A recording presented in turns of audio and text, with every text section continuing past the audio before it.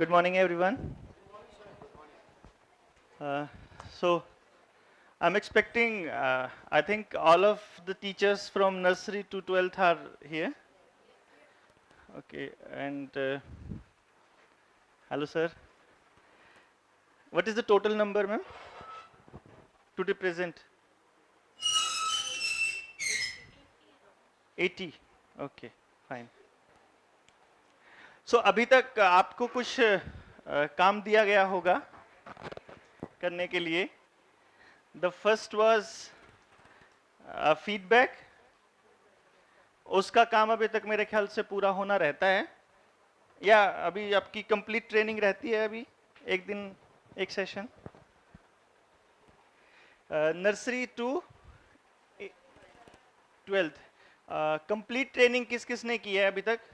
Session जो हमारे पूरे हुए हैं 3 सेशंस, जिसने पूरी की है प्लीज रेज योर हैंड्स.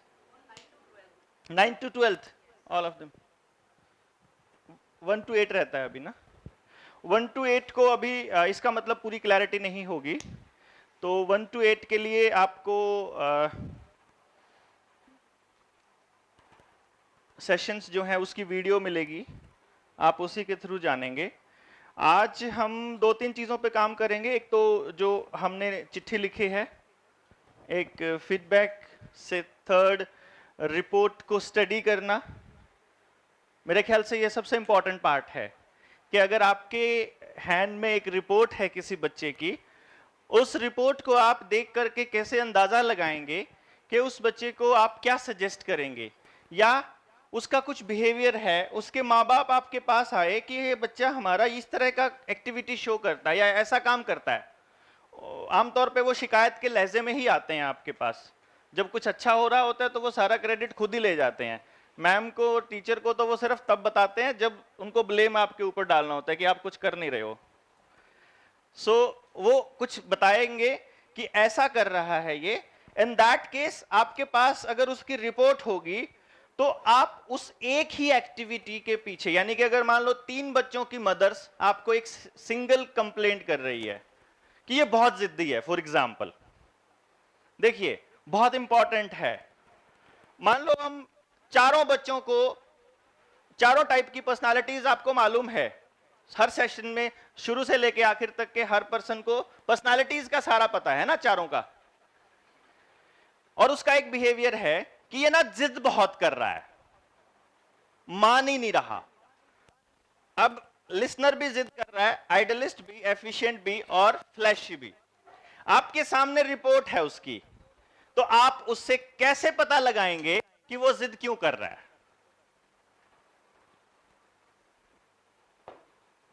क्योंकि जैसे कि हमने कंप्लीट डिस्कशन जब किया, उस वक्त एक चीज सामने आई थी कि पैदाइशी जिद्दी एक ही है, and that is efficient.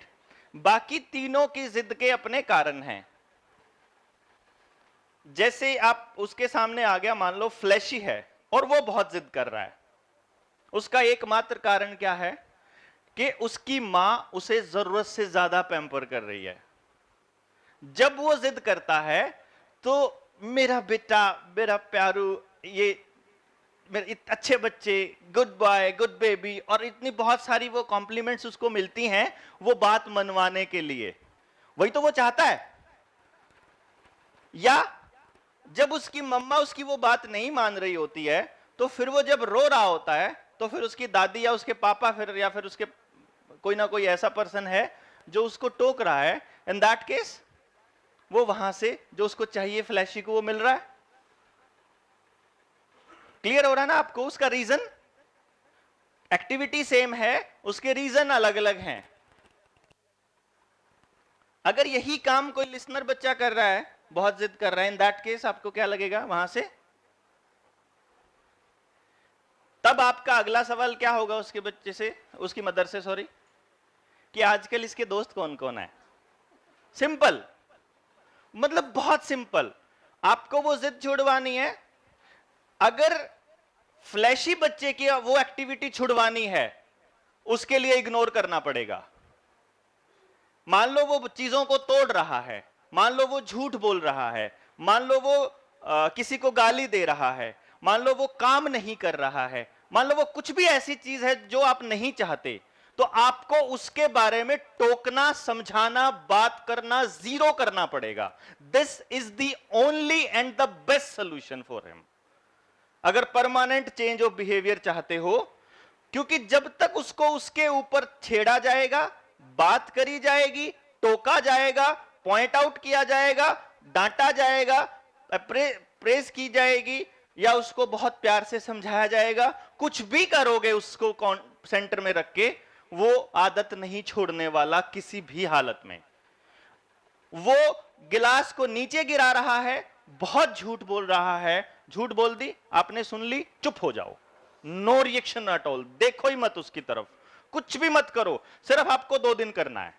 Parent को इतना सजेशन देना है कि 2 दिन, क्योंकि बहुत ज्यादा ऑब्जर्वेशन होनी चाहिए पेरेंट की, तभी वो समझ पाएंगे, लेकिन इतनी अच्छी ऑब्जर्वेशन होती नहीं है। इन दैट केस आपको क्या करना है कि पेरेंट को वेटिंग टाइम दो सिर्फ 7 दिन का, कि मेरे कहने से 7 दिन तक इसकी किसी भी गलत हरकत पर जो आप चाहते हो कोई रिएक्शन ना शो करो, घर का कोई भी मेंबर शो ना करो। 7 दिन तक उसकी किसी हरकत पर रिएक्शन नहीं आएगा तो 7 दिन में वो हरकत छूट जाएगी उसकी, कंफर्म। और जो जिस चीज को चाहते हो कि वो कंटिन्यू करे, वो कंटिन्यूस मांगता है, अप्रेजल मांगता है, उस केस में उसमें कोई दिक्कत ही नहीं है। जैसे ही आप उसको कुछ भी कहेंगे, टोकेंगे, बताएंगे, प्रेज करेंगे, वो उसको समझ जाएगा। क्लियर ना? यही बच्चा, यही एक्टिविटी अगर मान लो किसी एफिशिएंट की है, तो मां बाप को क्या सजेस्ट करेंगे आप? इसके चुपचाप हाथ जोड़ लो, फालतू इसके साथ बहस करने का, इसको समझाने का कोई फायदा नहीं है ही नहीं। क्योंकि ये बच्चे, जैसा कि हम ऑलरेडी आपको एक्सप्लेन कर चुके हैं, दे आर नेचुरल अचीवर्स। उन्होंने वो अचीव कर ही लेना है जो भी उन्होंने अपने टारगेट्स बनाए हैं, तो जरूरत ही नहीं है आपको। तब इन दैट केस उन माँ बाप को, उन टीचर्स को, उन बच्चों के अंदर इनकलकेट करने हैं सिर्फ अच्छी आदतें बचपन से, ना कि टारगेट्स। क्योंकि उसको कोई और इंसान टारगेट दे ही नहीं सकता, उसे कोई और आदमी मोटिवेट शब्दों से तो कर ही नहीं सकता। मतलब शब्दों से आप उसको मोटिवेट नहीं कर पाएंगे कभी भी। हां, एक्शन से कर सकते हैं। उससे आगे निकलने की होड़ अगर उसको पता लग जाए कि मेरे से आगे भी कोई निकल रहा है, इन दैट केस वो अपना टारगेट आपसे बड़ा बनने का, आपसे अच्छा बनने का, आपसे बढ़िया बनने का ले सकता है, या आपसे मतलब इन द सेंस किसी से भी। तब एक रास्ता है, उसके सामने किसी और की प्रेज करेंगे तो भी वो चीजों को ठीक है करो, अपने को कोई फर्क नहीं पड़ता। उसके सामने आप किसी और का एग्जाम्पल दोगे तो भी उसको कोई फर्क नहीं पड़ेगा, वो खुद से ले लेगा। आप कंपेयर नहीं कर सकते ऐसे बच्चे को, कह के मोटिवेट नहीं कर सकते ऐसे बच्चे को, आप समझा नहीं ऐसे बच्चे को सकते, क्योंकि आर्गुमेंट्स अनलिमिटेड करेगा। तो आपके पास कोई ऑप्शन नहीं है उसको बिल्कुल फ्री हैंड देने के अलावा। और ये माँ बाप को जिस दिन समझ आ जाएगा उस दिन हमें क्लियरली पता चल जाएगा। इसका फिर तरीका क्या है? मान लीजिए एफिशिएंट बच्चा ये मान चुका है कि मुझे 40% से ऊपर मार्क्स लेने ही नहीं, मुझे पास होना है, या मुझे सिर्फ 2nd डिवीजन चाहिए, या मुझे सिर्फ 3rd डिवीजन चाहिए। इन दैट केस हम उसे मोटिवेट करना चाहते हैं कि तू वहां तक पहुंचना है जहां हम पहुंचाना चाहते हैं। उसका सिर्फ एकमात्र तरीका क्या है कि 40% वाले की कंपटीशन उस बच्चे से करवा दो जिसको वो अपने से कमजोर समझता है। मान लो वो किसी को कहता है ये इसके तो बस का कुछ नहीं है, तो आपने कहना है अगर इसके बस का कुछ नहीं है ना, तेरे से ज्यादा नंबर लेके दिखाएगा। ये कैसे लेके दिखाएगा देख लेना अब की बार एग्जाम में। उस एग्जाम में जिसके 60 आ रहे थे और 50 आते, 50 वाले को मोटिवेट करके 65 पे ले जाओ और उसके सामने उसको बोलते हो देखना तेरे से आगे जाएगा ये। बस मतलब थोड़ा जंप, पहला जंप जो है छोटा, वो 60 to 70, 70 to 80, उसके दिमाग में ये आ गया ना, उसके जैसे जैसे बढ़ रहे हैं वो ऑटोमेटिकली जाता जाएगा उसकी उस जिद में और उससे आगे निकलने के चक्कर में। लेकिन अगर 40 वाले का कंपटीशन 80 वाले से करोगे, 90 वाले से, वो लेगा ही नहीं टारगेट आपसे। वो टारगेट ही उसका लेगा जिसको पता है। यानी कि अगर मजबूत सा बंदा है और उसको आप ये कह दो ये जो हल्का सा है ना ये तेरे को ना कुश्ती में हरा देगा, और मान लो वो हरा भी दे तो वो कुश्ती सीखने के लिए तैयार हो जाएगा अगले दिन से कि इसको हराना, यार ये तो मतलब टिड्डी सा मेरे को हरा गया, इसको मैं देखूंगा अगली बार, लाइक दैट। समझे आप? जो ऑलरेडी उससे आगे है वो उससे कंपटीशन नहीं करेगा कभी भी, है ना? क्योंकि जिससे कंपटीशन उसी से करेगा ना, सिंपली जो जिसे दिख रहा है कि मैं मतलब श्योर विन है, श्योर। क्योंकि ऐसे बंदे को, एफिशिएंट पर्सनालिटी को हर हाल में अपनी जीत चाहिए, तो वो कमिटमेंट भी आपसे वही करेगा जिसमें हर हाल में उसकी विन हो। तो जहां उसको जीत दिखाई दे रही है वो आपसे कमिटमेंट कर लेगा, और जैसे ही वो हारेगा उसकी ईगो पे हर्ट, उसकी ईगो पे लग जाएगा। ईगो पे लगा तो या तो वो सिचुएशन को बिल्कुल गिव अप कर देगा या फिर वहां से बहुत बढ़िया बनने का टारगेट ले लेगा अपने आप। ये आपकी स्मार्टनेस है, माँ बाप की स्मार्टनेस है। ओवर द टाइम जैसे जैसे हम बातचीत करते जाएंगे आपको वो चीजें पता चलती जाएंगी, क्योंकि एज मैंने बोला कि हमारे पास कुछ शब्दों की वही शब्द हैं, ले दे के घूम फिर के फिर वहीं आ जाऊंगा मैं, तो मेरे पास और कुछ नहीं होगा फिर से कहने के लिए। टेक्निकल पॉइंट वही है, बट जैसे जैसे अलग अलग बच्चों के बारे में हम डिस्कशन करेंगे तो हमारे पास फिर अलग अलग कॉम्बिनेशन आएगा। वो कॉम्बिनेशन फिर हमारे को सीखने के लिए और चीजें प्रोवाइड कराएगा। वर्ड्स वही रहेंगे, बस उस कॉम्बिनेशन को समझ के कैसे समझाना है ये हमारा अगला टारगेट होगा, ये हमारा अगला काम होगा। और वो जब हम इस रिपोर्ट को जब आपको पढ़ने को देंगे तो और थोड़ी क्लैरिटी आ जाएगी। सो मैम कुछ कहना चाह रहे थे? हाँ please give me break for 2 minutes.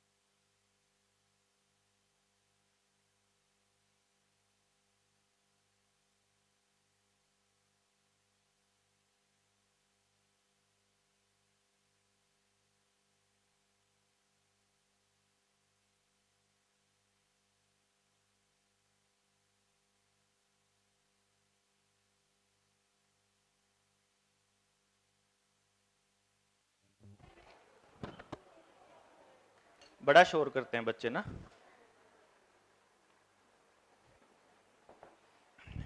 Teacher 2 minute के लिए क्लास से बाहर क्या जाए, चुप ही नहीं होते हैं, पता नहीं क्या डिस्कस करते हैं सारा दिन, घर पे पता नहीं क्या करते होते हैं। जब क्लास स्कूल का टाइम नहीं होता तब क्यों नहीं बात करते तुम लोग? हाँ जी? ठीक है, बिल्कुल, yes, you are right.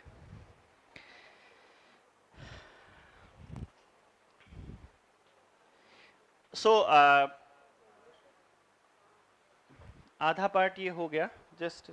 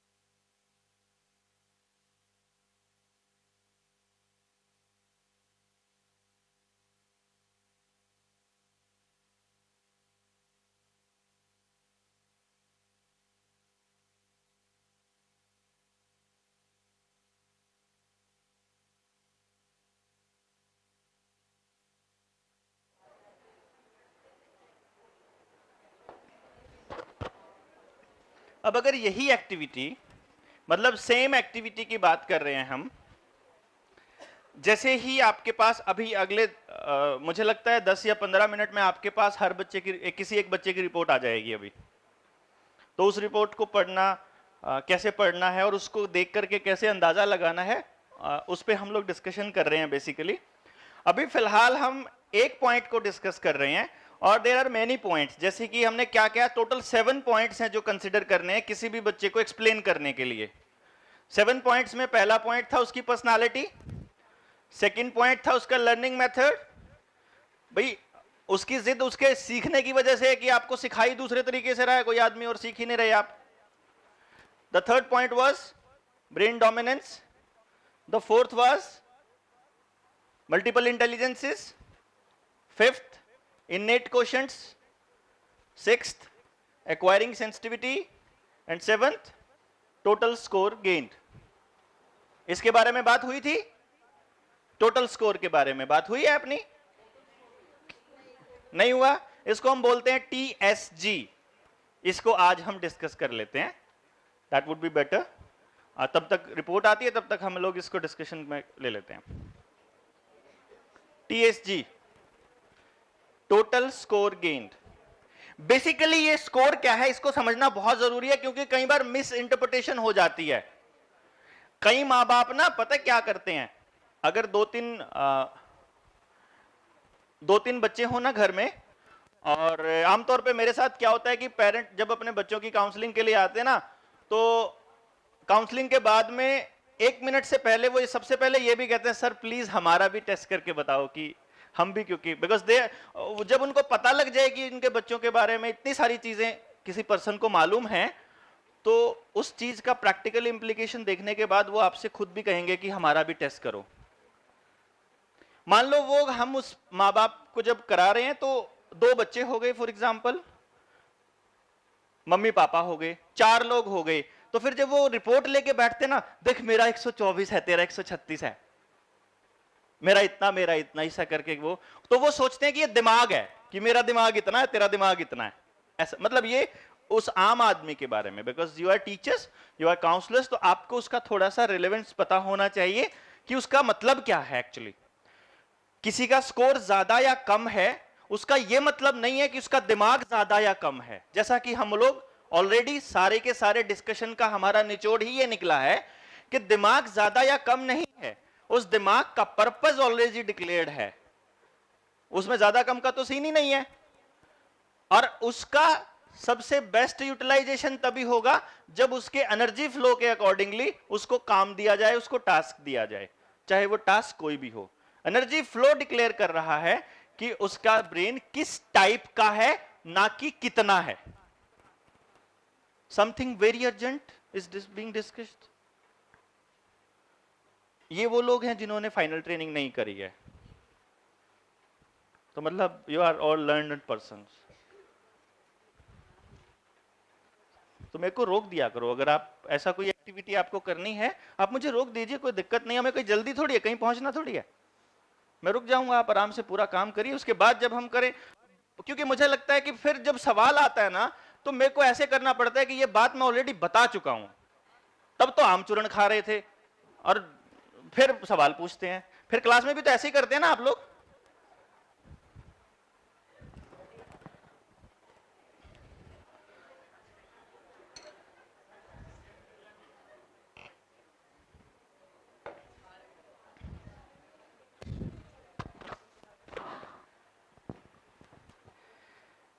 Ji, should I begin? Thank you. So, जो ये TSG था, टोटल स्कोर गेन, इसकी इंटरप्रिटेशन आप कैसे करेंगे? इसको मैंने कुछ पार्ट्स में डिवाइड किया हुआ है। एक आप नोट कर सकते हैं सारे के सारे। 0 to 60 एक रेंज है,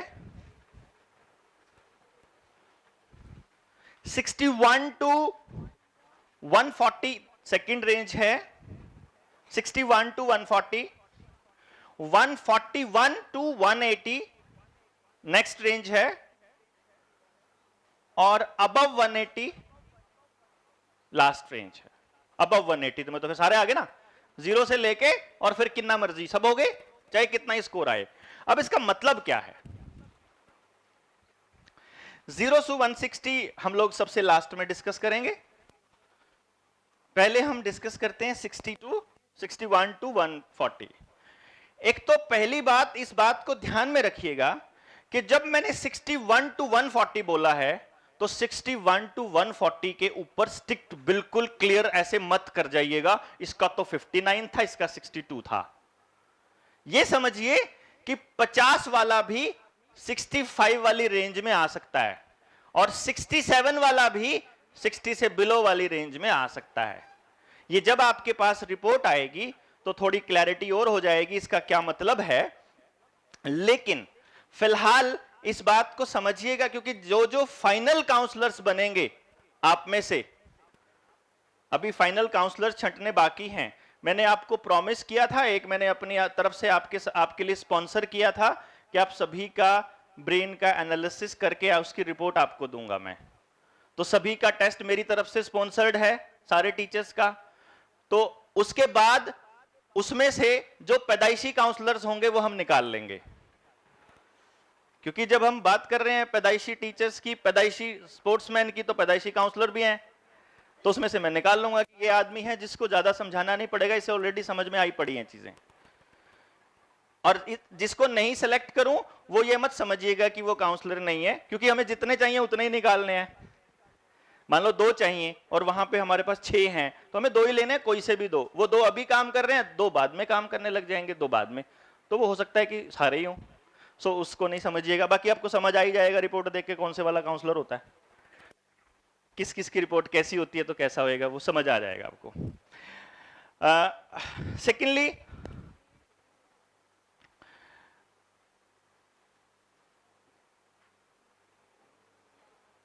सिक्सटी टू 140 वाले में अभी जब रिपोर्ट आएगी तो बताएंगे इसका मतलब क्या है। 60 टू 140 समझ लेते हैं पहले एक बार।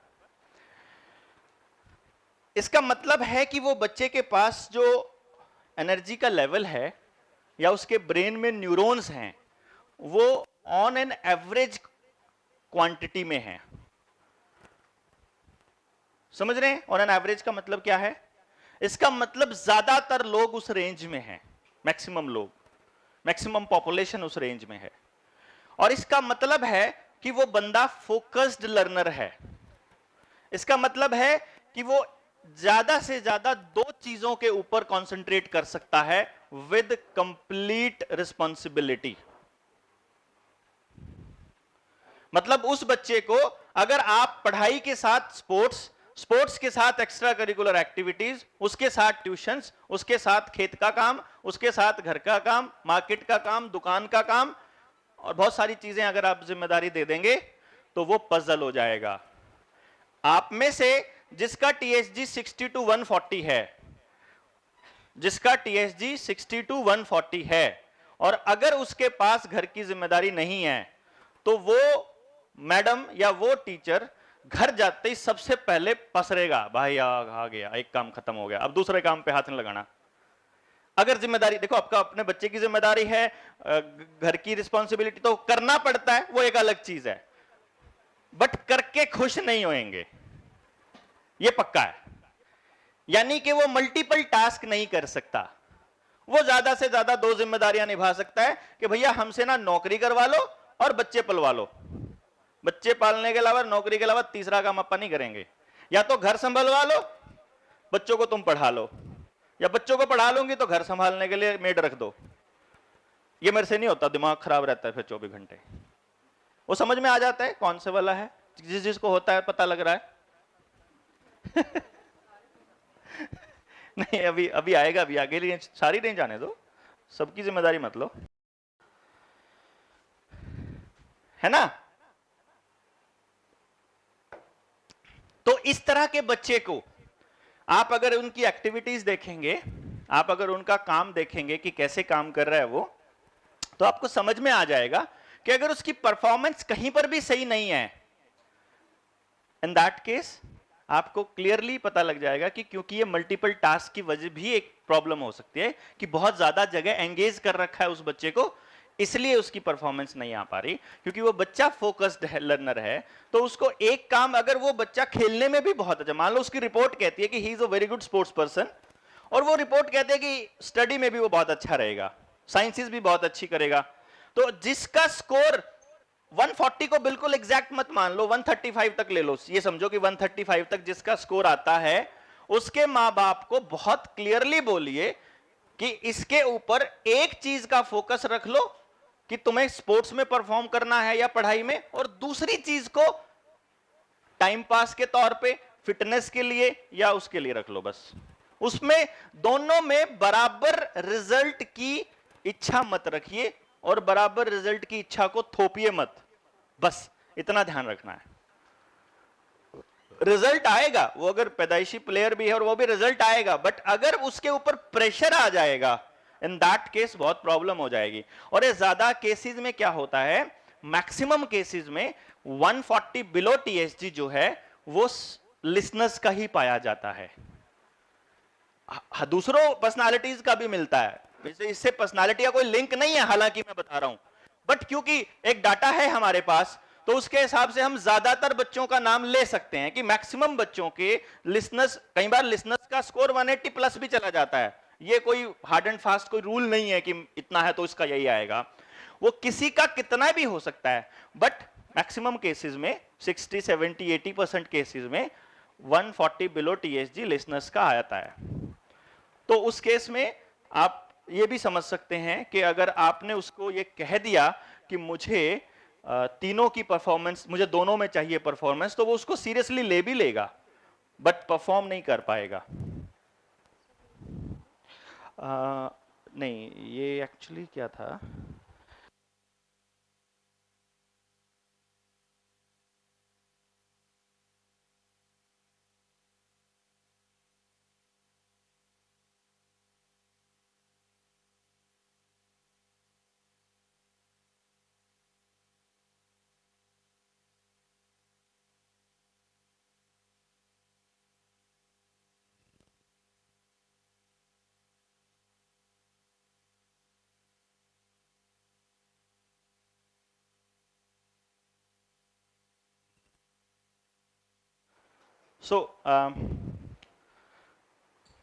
क्लियर हुआ ये पॉइंट?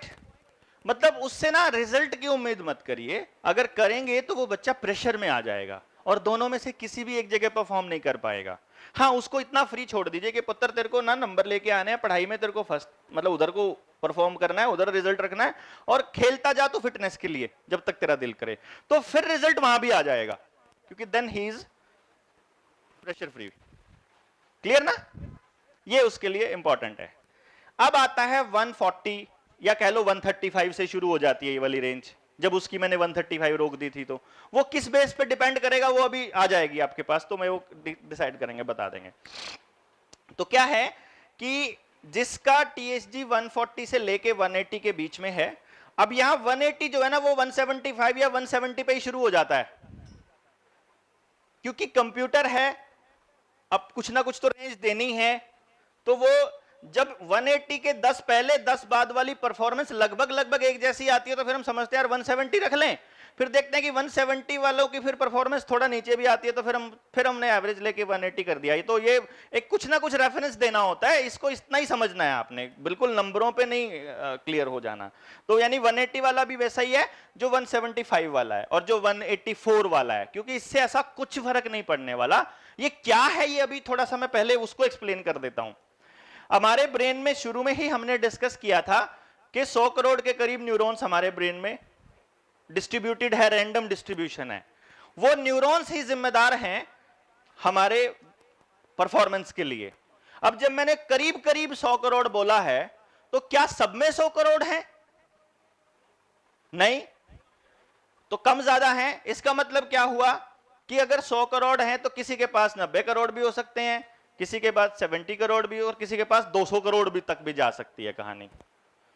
लेकिन अगर एक्टिव न्यूरॉन्स की बात की जाए, यानी कि जैसे मैं देख रहा हूं आपको, आपसे बात कर रहा हूं और आप सुन रहे हैं, तो जो डाटा आंख के थ्रू इमेजेस की फॉर्म में, कान के थ्रू वॉइस मैसेज की फॉर्म में अपने दिमाग में जाके स्टोर हो रहा है, वो स्टोरेज भरती जा रही है अगर आप इस डाटा का इस्तेमाल नहीं करेंगे तो ये परमानेंट मेमोरी में चली जाएगी, जैसे आपके घर में स्टोर होता है और दिवाली पे जब सफाई करते हैं तो स्टोर में क्या मिलता है, ओ तेरे की ये यहां रखा था, ये वाला सामान यहां था, पता ही नहीं आपको 4-4 साल पुराना सामान वहां रखा हुआ है।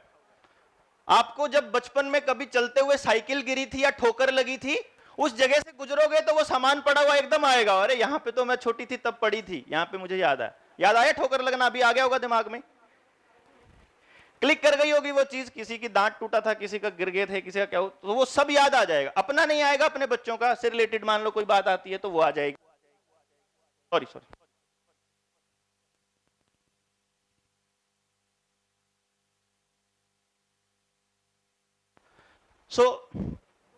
ये क्या है कि जो अपनी स्टोरेज में पड़ा हुआ है सामान है, उसको एक्सेस नहीं कर रहे हैं तो वो पड़ा है, उसका यूज नहीं कर रहे हैं हम उस इंफॉर्मेशन का, तो वो एवं ही पड़ी रहेगी, तो वो न्यूरॉन्स एक्टिव नहीं होंगे, उन पे धूल जमती जाएगी।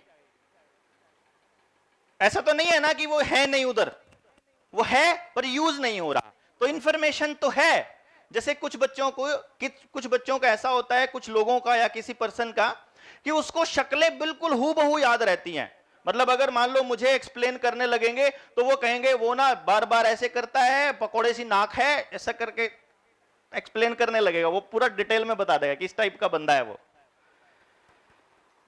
लेकिन उसी बंदे को तस्वीर भी बनानी होगी या किसी पुलिस वाले को बताना होगा कि किस टाइप का बंदा था, तो पूरा एक्सप्लेन, नहीं यहां पे नहीं, उसके यहां पे तिल था, उसके ये वाली ऐसे नहीं थी, नाक थोड़ी सी और अंदर की तरफ थी, इस टाइप से, इतनी डिटेल में। मेरे जैसे बंदे को कोई कहेगा मेरे को नहीं पता भाई, देखूंगा तो पहचान सकता हूं, वैसे नहीं दिमाग में आती कैसा था कैसा नहीं। ऐसे भी लोग हैं। इसका मतलब वो जो देखा उसने भी था, देखा उसने भी था, दोनों ने देखा, उसकी पिक्चर छपी, आंख ने उसकी तस्वीर ली, मैसेज दिमाग को भेज दिया। अब हमारा वो न्यूरॉन कितने एक्टिव है, विजुअल इंटेलिजेंस वाले, वो बताएंगे कि आप उसको एक्सेस कितना कर सकते हो, है ना भाई। हैंग तो नहीं हो रहा सिस्टम, मोबाइल में पड़ा है सामान, करके देखो क्लिक, बेचारा ऐसे ऐसे करता रहेगा, आ तो रहा है दिमाग में कुछ नाम पता नहीं क्या है। मोबाइल में भी ऐसे होता है ना, ऐसे दिमाग में भी होता है। So like that. तो बेसिकली क्या हो रहा है कि वो सारी इंफॉर्मेशन ऑलरेडी हमारे पास स्टोर है, और जो स्टोर्ड इंफॉर्मेशन को हमने एक्सेस करना है तो वो आपकी उस इंटेलिजेंस पे डिपेंड करेगा। अब उस इंटेलिजेंस की कैपेसिटी सबकी ज्यादा है। मान लो हम ये मान के चलते हैं, जैसा कि कहा जाता है, देखो मुझे नहीं पता बिकॉज मैंने इस पे रिसर्च नहीं की है, बट दुनिया ये कहती है कि हम 2-3% दिमाग का इस्तेमाल करते हैं। अब किसी के पास 100 करोड़ न्यूरॉन है और वो 2% इस्तेमाल कर रहा है उसका, तो 2 करोड़ न्यूरॉन इस्तेमाल कर रहा है, और किसी के पास 150 करोड़ है और वो भी 2% कर रहा है, तो उसके 3 करोड़ हो गए। इसका मतलब उसको याद थोड़ा ज्यादा रहेगा, चीजों को याद ज्यादा कर सकता है, एक्सेस ज्यादा कर सकता है। जिस प्रकार से आपका अगर मोबाइल की रैम छोटी है तो चीजों को एक्सेस करने में टाइम लगाता है, रैम बड़ी होगी, प्रोसेसर स्पीड से होगा, तो फटाफट एक ही साथ मल्टीपल टास्क कर सकता है। एक ही कंप्यूटर पे 6 काम कर सकता है। एक कंप्यूटर ऐसा है जो क्लिक करने के बाद वो घूमता ही रहता है। समझ आ रही है पॉइंट क्लियर?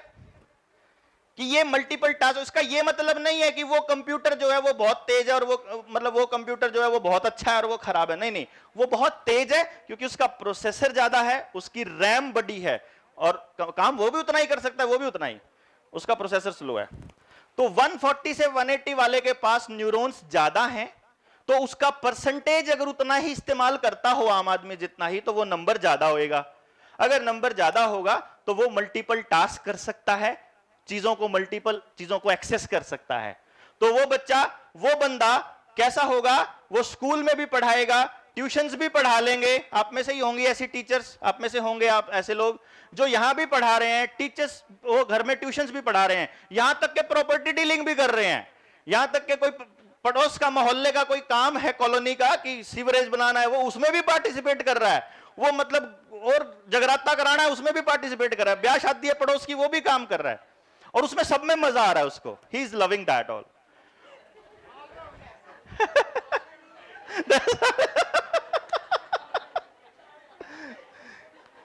ठीक है ना।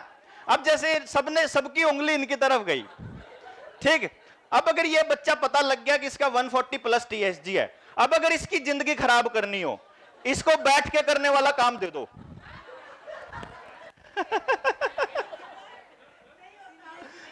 बैठ ही नहीं सकता ना बंदा, मतलब मैं तो बता रहा हूं, जिंदगी खराब करनी हो तो इसको बैठा दो बस, और कुछ नहीं करना आपने।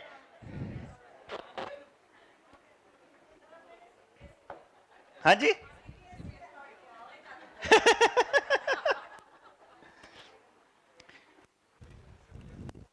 पॉइंट क्लियर हो रहा है ना?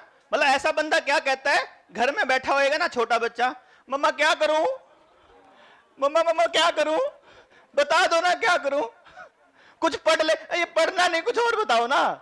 पढ़ना नहीं, बिकॉज देखो पढ़ना तब चाहेगा when he is loving that, जब वो कुछ सीख रहा है उससे। बट अगर वो सीख नहीं रहा है और बस मेयरली याद करना पड़ रहा है, तो पढ़ने को छुड़वा के आप उससे जो मर्जी करवा लो, क्योंकि पढ़ने में बैठना पड़ता है, फिर वही प्रॉब्लम ना। देखो मैंने कहा इस बच्चे की जिंदगी खराब करनी है तो इसको बिठा दो, मतलब इसको पढ़ने को कह दो और इसको पढ़ा दो। भाई सचिन की मां ने उसको पढ़ा के आईएएस भी बना दिया होता ना, आईएएस को की कुर्सी पे बैठना होता है, होगी जिंदगी खराब। मतलब सच में जिंदगी खराब उस बच्चे को। अगर उस बच्चे को आनंद ही स्ट्रगल में आता है, उसको मजा ही पंगे लेने में आता है। वो अगर 2 दिन किसी से पंगे ना ले, बहसा ना करे, तो उसको जिंदगी ऐसा लगता है पता नहीं कुछ कमी सी है, समथिंग इज मिसिंग देयर, तो जान के पंगे लेगा। गली में, मोहल्ले में, स्कूल में पंगे नहीं हो तो सड़क पे चल के किसी का ठोक के लेगा, लेकिन लेगा, क्योंकि उसको वहां से ही अंदर से फीलिंग आती है कि हां अब मैं हूं, now I exist. Point clear हो रहा है? इस बच्चे को अगर आप ये कहो ना पढ़ाई पे ध्यान दे, बाकी कोई काम नहीं करना, तो वो कहेगा ला मैं पढ़ता भी नहीं, तो क्या करोगे? फिर वो पड़ोस में जाएगा, अपने दोस्तों से बात करेगा। बच्चे बड़े खराब हैं इस क्लास के। तो फिर वो दोस्तों के पास जाएगा। ऐसे ही करते हैं ना बच्चे, टीचर का मुंह फिरते ही।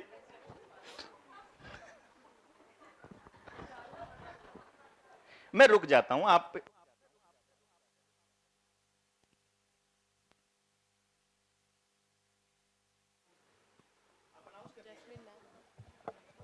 Jasmine ma'am, sir is calling you. बता, इतनी सी बात थी।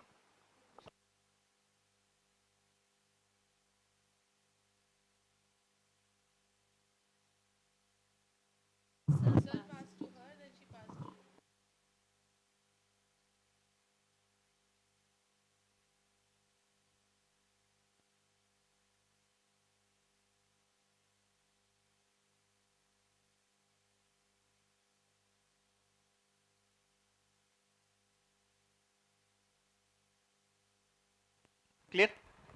हाँ डन, थैंक यू।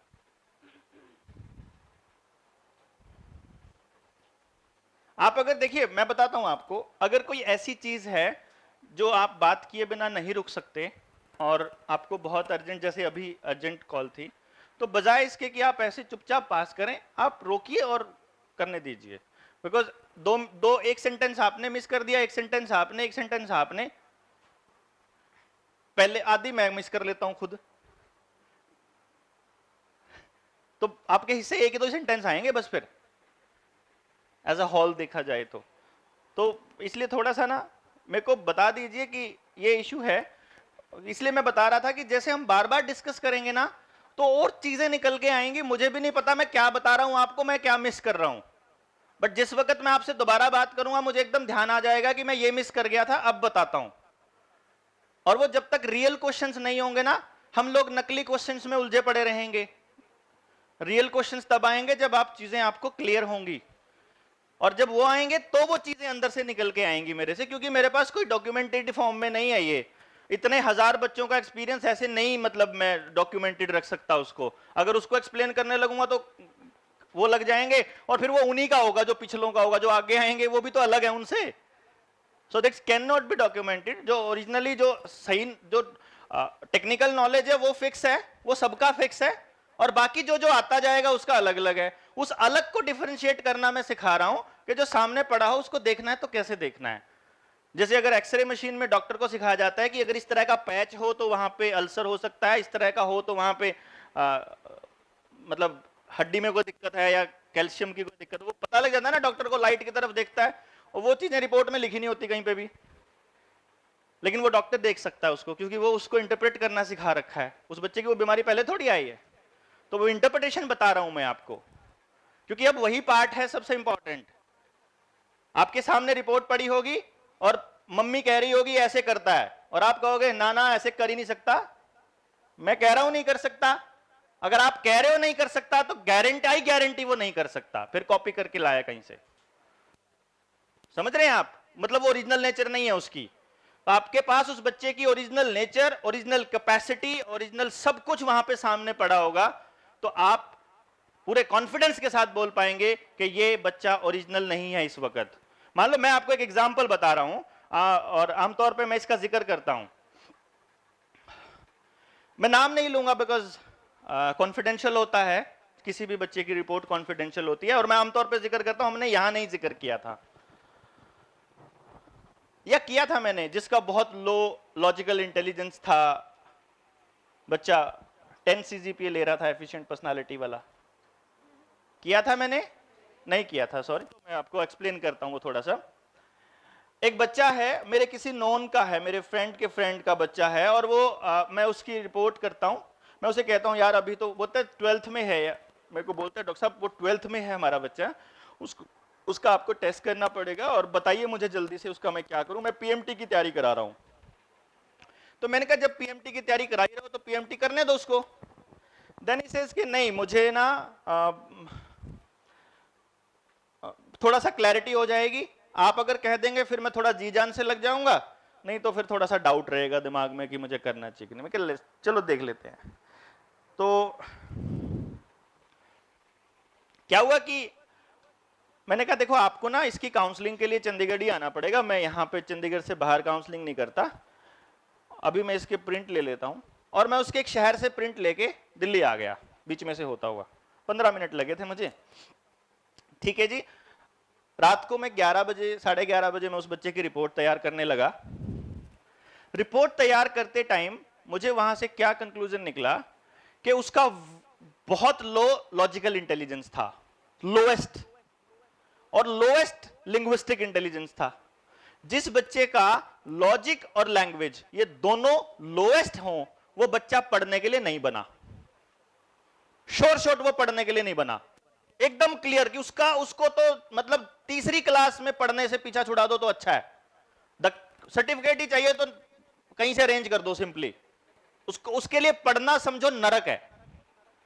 अब मैं उस बच्चे को देख रहा हूं, घर आने की जब मैं वहां पे बैठा हूं दिल्ली में, तो मैं टेस्ट कर रहा हूं, वो बता रहा है, और मुझे उसके पापा की वो बात याद आ रही है कि मेरा बेटा पीएमटी की तैयारी कर रहा है। अब पीएमटी की तैयारी तो बहुत इंटेलिजेंट, सो कॉल्ड इंटेलिजेंट बच्चा कर सकता है, जो बच्चा पढ़ने के लिए नहीं बना वो तो नहीं कर सकता ना पीएमटी की तैयारी।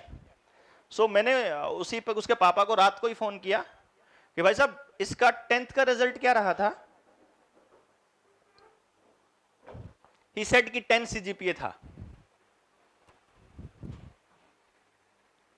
10 सीजीपीए और लोएस्ट लॉजिकल एंड लिंग्विस्टिक, कहीं पर भी मैच नहीं करता। मैंने कहा ऐसा है, कब से 10 सीजीपीए ले रहा है? कहता ये तो जब से पढ़ता है तब से ही 10 सीजीपीए आया है, कभी क्लास में सेकंड आया ही नहीं। Can you imagine that situation? And इससे भी बड़ी बात बताऊं, he is an efficient personality. वो बच्चा एफिशिएंट पर्सनालिटी है, 10 सीजीपीए है, लॉ लॉजिकल और लिंग्विस्टिक है, पढ़ने के लिए बना नहीं है, मान किसी की सकता नहीं, एफिशिएंट है ऑब्वियसली, मान नहीं सकता किसी की, बट फिर भी वो पढ़ने के लिए नहीं बना, और उसका इंट्रा पर्सन भी हाई है। इंट्रा पर्सन मतलब खुद को जानता है। अब वो बच्चा खुद को जानता है कि मैं पढ़ने के लिए नहीं बना, फिर भी वो 10 सीजीपीए ले रहा है। इसका मतलब ऐसा क्या चीज है जो उसको कंपेल कर रही है पढ़ने के लिए? मुझे वो जाननी थी। मैंने फोन किया, भाई साहब कल आ रहा हूं, सारी अपॉइंटमेंट कैंसिल। जब से वो पढ़ रहा है, तीसरी क्लास से लेके 10वीं क्लास तक की जिंदगी मेरे दिमाग में घूम रही है उस बच्चे की, कि जो बच्चा किसी की मान नहीं सकता, सेल्फ कोग्निटिव बच्चा, एफिशिएंट पर्सनालिटी, और वो ये कह रहा है कि 10 CGPA है, तो उसकी जिंदगी कितनी नरक के लेवल पे होगी, मुझे वो जानना था। सिंपली मेरा पर्पस यही था कि वो कितना बैड फील करता होगा। एंड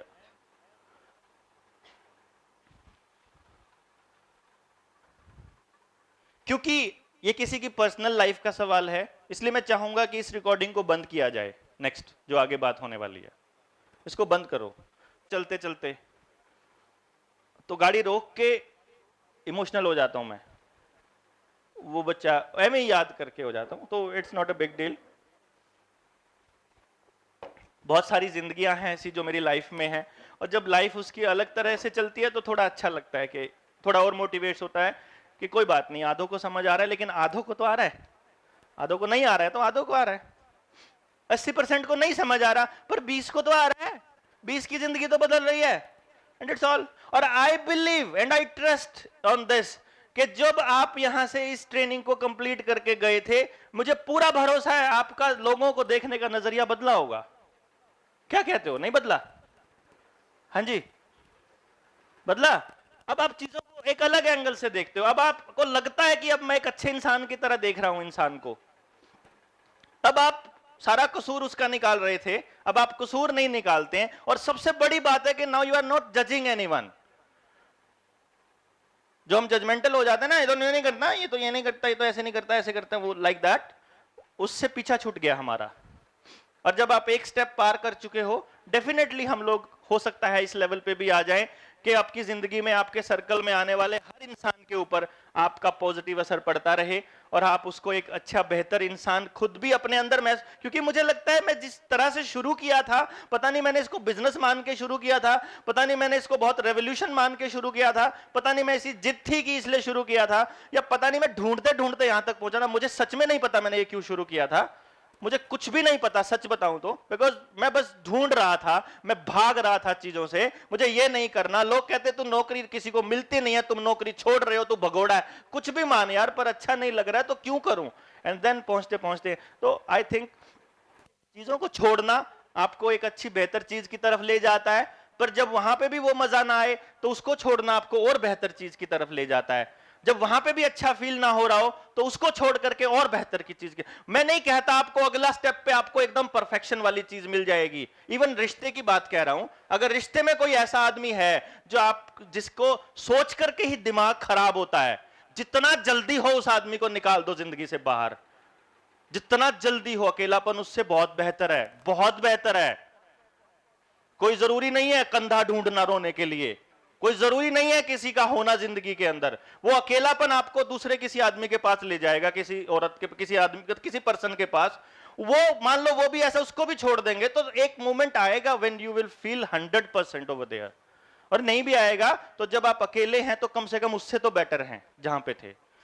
मैं इंसान की बात नहीं कर रहा हूं, मैं तो सब्जेक्ट की भी बात कर रहा हूं, मैं तो करियर की भी बात कर रहा हूं, मैं तो जगह की भी बात कर रहा हूं। एक जगह पे रहने में नहीं आ रहा तो छोड़ दो। मकान बहुत बनाने में बड़े 20 साल लगा दिए तो क्या फर्क पड़ता है? 20 साल लगाने के चक्कर में अगले 40 साल खराब करने वाले हो अगर वहां अच्छा नहीं लग रहा है तो। किसी रिश्ते में अगर 2 साल इन्वेस्ट किए हैं और आपकी जिंदगी अगर 60 साल बची है तो 2 साल के बचाने के चक्कर में वो 60 साल खराब करने वाले हो, अगले 40 साल खराब करने वाले हो। उस बच्चे को अगर एक नौकरी में अच्छा नहीं लग रहा है, एक सब्जेक्ट में अच्छा नहीं लग रहा है, इस बार 2 बार फेल हो जाने दो उसको, इस बार 2 बार नहीं जाने दो उसको। क्या फर्क पड़ता है? आने वाली पूरी जिंदगी डिपेंड करती है उस डिसीजंस के ऊपर। हमारे पास इतनी फैसिलिटीज, इतने कॉलेजेस, इतनी सुविधाएं नहीं है तो गलती हमारी है, बच्चे भुगत रहे हैं। ये समझना पड़ेगा आप लोगों को। अगर ये नहीं समझेंगे तो मुझे नहीं लगता कि हम कुछ भी चेंज ला पाएंगे। पहले अवेलेबल तो करा दो उनको सब कुछ, तभी तो जजमेंट, तभी तो जज कर पाएंगे ना उन चीजों को, तभी तो बता पाएंगे ना। तो ये एक था, वो मैं हाई TSG वाली बात बता रहा था, उस पे आ गया था पॉइंट, पता नहीं कहां से आया ये, एफिशिएंट पर्सनालिटी पे लाइक काइंड ऑफ। ठीक है, तो इस तरह से मैं ये आपको ये बता रहा था कि कैसे एक रिपोर्ट को देख करके आप उसकी पूरी जिंदगी को इमेजिन कर सकते हैं। और आपको एक बात बताऊं, उसके पापा फ्लैशी थे, पीएमटी में दाखला इसलिए हो रहा था उसका, 100 CGPA इसलिए आ रहा था उसका, इसीलिए प्रेशर था, फ्लैशी बाप का करा हुआ भुगत रहा था, एफिशिएंट बच्चा। समझ रहे हैं? और आपके भी सामने भी आएंगे, आपके सामने जैसे एक बार सवाल किया था किसी ने कि माँ बाप ऐसा चाहते हैं और वो ऐसा करते हैं। माँ बाप की भी रिपोर्ट यहाँ पे पड़ी होगी और बच्चे की भी पड़ी होगी, मिनट 2 लगेंगे समझने में कि प्रॉब्लम कहां से आ रही है। कुछ भी नहीं प्रॉब्लम है, एग्जैक्ट प्रॉब्लम पे पिन पॉइंट कर दिया, उसको बता दो। देखो, सारी जिंदगी सारी दुनिया को बदलना हमारी जिम्मेदारी नहीं है, ना ही हमारे बस की बात है, लेकिन जितना पता है उतना बताना हमारा काम है। उसके बाद उस पे क्या रिजल्ट आता है इससे फ्री हो जाओ। बदलना आपका काम नहीं है, बताना आपका काम है कि इतना हमें पता था, आपको बता दिया। जैसे इतना मुझे पता था, मैंने आपको बता दिया। अब आपकी जिंदगी में बदलाव लेकर आना मेरा काम नहीं है, वो आपका काम है, वो आप ही नहीं करना है। वो मेरे को कोई जबरदस्ती नहीं है, जिसने आना है आओ, जिसने ना आना अपने बच्चे खिलाओ, कोई टेंशन नहीं। इसी तरह से आपको भी उन माँ बाप को समझाना है बस, और समझा करके अपने रिजल्ट के साथ अटैच मत हो जाना।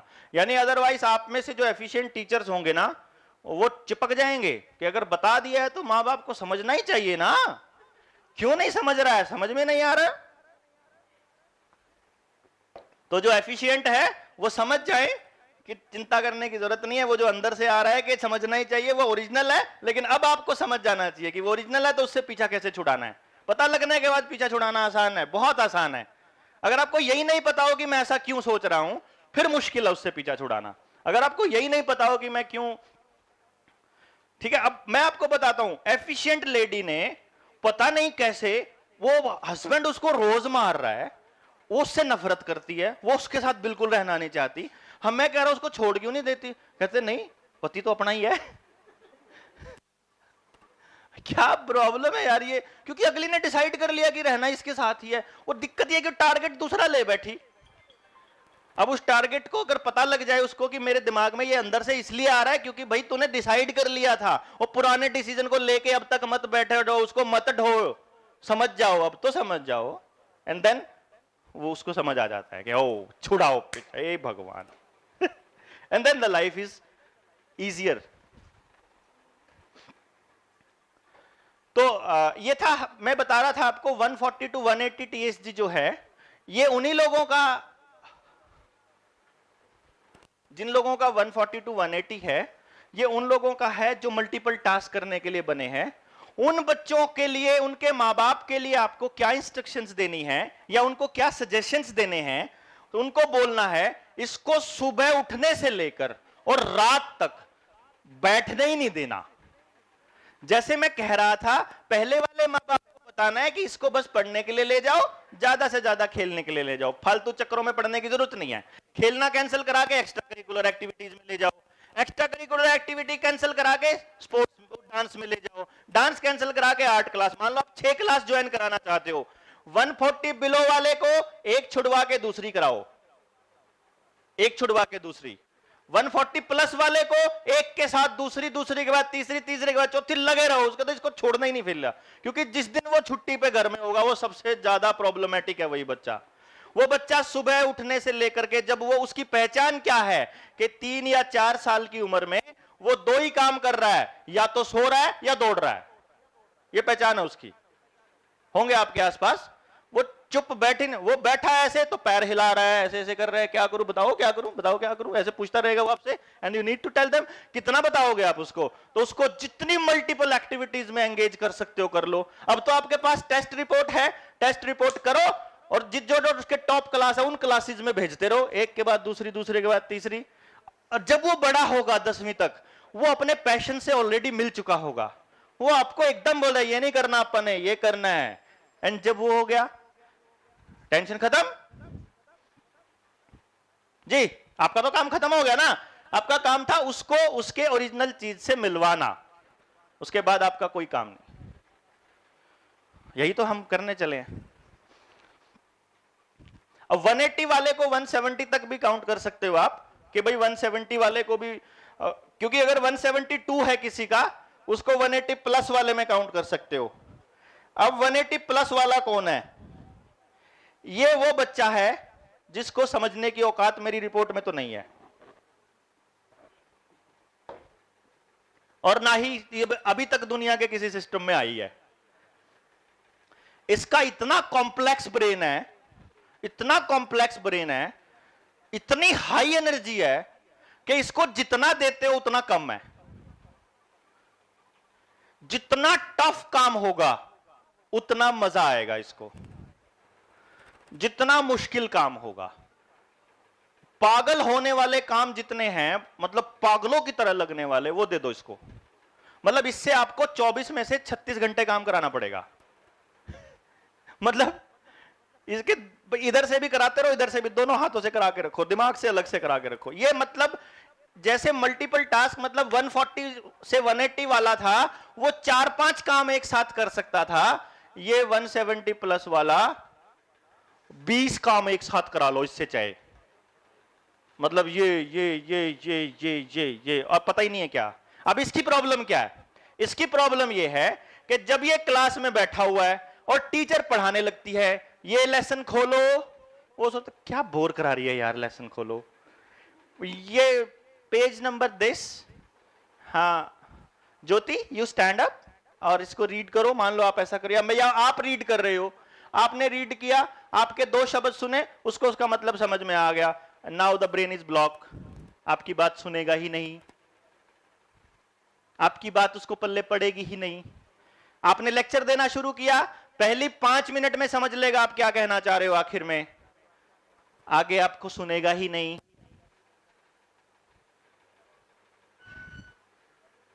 उसको पढ़ने को बोलो, वो कहेगा आता है, पढ़ ले, आता है, आसान सा है, याद कर ले, पेपर में कर लूंगा, 5 मिनट का काम है। और जब पेपर होता है कुछ नहीं आता, क्योंकि अपना जो एग्जामिनेशन सिस्टम है वो इस बात पर नहीं डिपेंड करता कि उसको समझ कितना आया, उस बात पर डिपेंड करता है कि लिखा कितना। उसको समझ सब कुछ आ चुका है, क्योंकि टेक्निकल वर्ड्स की कमी है, इसलिए एक्सप्लेन नहीं कर पा रहा। इसलिए आपको लगता है कि तू वैसे तो बड़ा बकवास करता है, आता जाता कुछ नहीं तेरे को। एक्चुअली उसका दिमाग बहुत हाई लेवल का है, बट वो आप उसको लो लेवल पे लाना चाह रहे हैं। और क्योंकि वो मैक्सिमम टाइम एफिशिएंट होगा या आइडलिस्ट होगा, ऐसे रेयर ही कोई चांस आएगा कि लिसनर या फ्लैशी का TSG 180 प्लस 170 प्लस आ जाए। तो अब एफिशिएंट और आइडलिस्ट है तो आप समझा के भी दिखा दो उसको, उसको पता है भाई बकवास, मैडम को क्या पता, आता जाता कुछ है नहीं। मतलब खुद नंबर 2 नहीं आ रहे हैं, मैडम को कह रहा उसको कुछ आता नहीं। ही इज द चाइल्ड, समझ रहे हैं? अब ये मतलब जब बाकी दुनिया जब ये कहती है ना कि हमसे नहीं हो रहा, जहां पे बाकी दुनिया कहती है यार ये पॉसिबल ही नहीं है, वो कहता अच्छा चल मैं दिखाता हूं करके, वो तब शुरू होता है बंदा। वो बंदा शुरू ही तब होता है जब बाकी रुक जाते हैं, वो उससे पहले शुरू होगा ही नहीं। उससे पहले बैठा बैठा देखता रहेगा क्या क्या कर रहे हैं, पागल है सारे, सब पागल है, किसी को आते नहीं कुछ भी है, किसी को कुछ नहीं करना भाई, ये बकवास है ये सब, मतलब वो कुछ भी करता रहेगा। उसको कहेंगे तो करता करता कुछ है नहीं, because he is waiting for that moment कि मुझे ऐसा काम तो दिखाओ जो मेरे दिमाग के बराबर हो, जो मेरी कैपेसिटी के बराबर हो। एवं ये आसान आसान से काम देते रहते हो, याद कर ले, ये थोड़ी, ये कोई काम थोड़ी है, ये कोई पढ़ाई थोड़ी है। He will always say. नजर आ रहा है कोई बच्चा ऐसा दिख रहा है ना क्लास में, ऐसा बच्चा? पीटीएम की प्रॉब्लम्स दिख रही होंगी, ये वो वाले बच्चे हैं। अब सोचो अपने पास है ही नहीं ऐसा कोई सिस्टम जो उनको कैटेगराइज कर पाए, नोट कर लीजिए, जो कैटेगराइज कर पाए, जो सोच पाए, जो उनको उतनी सोच दे दे, उतना भारी काम दे दे। है इतना भारी काम अपने पास स्कूलों में, अपने इंफ्रास्ट्रक्चर में इतना भारी काम है क्या जितने लेवल की मैं बात कर रहा हूं? तो बताओ क्या करोगे? कर दिया बर्बाद। हो गया ना?